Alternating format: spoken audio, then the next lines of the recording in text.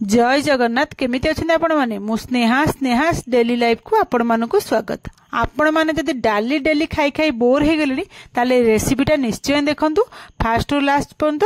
मु एठी आज तेंतुली चारू बनैछि। तेंतुली चारू बनैबा चलंतु आमे कोन करेना प्रथमे तेंतुली को टिके उषुम पानी रे बतुरे देबा 10-15 मिनट बतुरी देले से बतुरी जीव तापर ताको एमते गोटे छणारे छाणी देबा न आपण माने हाथ रे चकुडी भी तार सब जो खदड़ गुडा बाहर करि परबे। छाणी देले सब जांग खदड़ जल्दी बाहर जीव आ इजी रे हे जीव।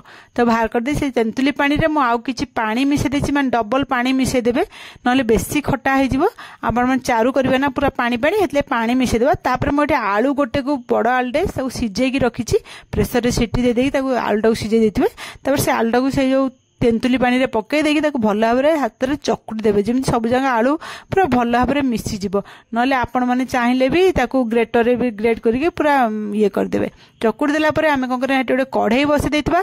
से कढ़ाई रे गरम होला परे आमे जो पानी आलू चकुटी रखले तेंतुली पानी जो आलूटा चकुटी रखले से पानीटा आमे पकई देबा। तेंतुली पानीटा पकई देबा हेटा फुटिले माने जतले फुटिबा आरंभ हो आमे खंडे गुड़ हेतरे पकईबा आ कला लूण दुईटांक पकईके एमती गोळेकी ताको छाडी देबा। जेमती 5 मिनिट खंड 5-10 मिनिट फुटी जो जेमती गुड़टा मेल्ट हे आसीबो सेमती आमे छाडी देबा।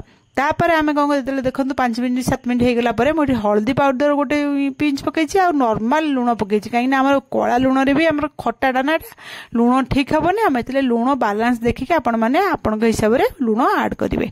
तापर आमे लूण पकईके आ 5 मिनिट छाडी देबा फुटिया पे। एबे देखंतु हमर गुड़ भी भले की मिस जाईछि हमर चारुटा भी भल भाव में फुटी गलानी। 5 मिनिट खंड फुटी गला परे तापर आमे कोन करता पई गोटे झुंको चलंतु रेडी करे। झुंको पई मु प्रथम गोटे पैन बसे देछि सेतरे मु रिफाइन तेल देछि। रिफाइन तेल आपण माने पकेबे सोरिष तेल पकेबेनी। रिफाइन तेल गरम हे गेला परे आमे सुखिला लंका गोटे आ सोरिष गोटे छोट चमच पकई देबा आ भुसंगा पत्र पकई देबे आ कंचा लंका को छोट छोट करके काट रखते या पकई देबे। पकई देके ताको टिके भाजी देबे जेमती भुसंगा पत्र रे भलो स्मेल जो बास्नाटा भले की बाहरी आसीबो। एमती भाजी देला परे आमे एठी गोटे पिंच हेंगु पकईबा। हेंगुटा को स्किप करबेनी बिल्कुल। हेंगु पकईले चारुटा बहुत टेस्ट लागबो।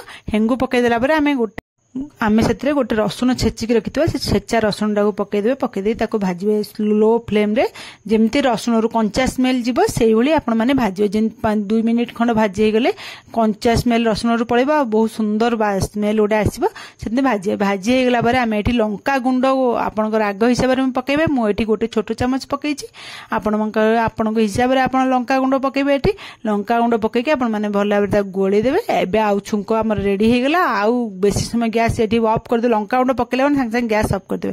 तापर छुंकड़ा नै कि आमे कोन करबे ना से तेंतुली चारू रे पकई देबा। जो फुटुथबो हमरो पकई देकी ताको संग संग आमे घोड़े देबा काई ना हम सब बास्ना गुडा जेमती जो छुंकर बास्नाटा हम चारू भितरे भल भाव में मिस जियो। 5 मिनिट खंड घोड़े छाडी देला परे से पूरा फुटिबो देखन फुटुथबो तापर घोड़ा काढी देबे। घोड़ा काढी देके एबे त हमर चारू रेडी हे गेलानी। एठी मु कोन करछि ना आंबो कसिया अदा गोटे ग्रेटिंग कर रखिछि गोटे इंच हबो खंडटा आपण मन पाकर थिले पकई देबे बहुत बढ़िया लागिवो।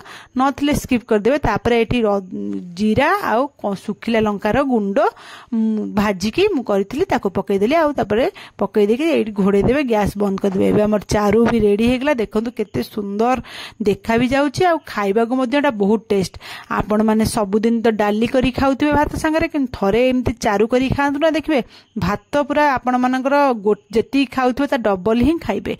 ए चारूटा खाइबा को बहुत टेस्ट। भलो लागिले मो चैनल को लाइक शेयर सब्सक्राइब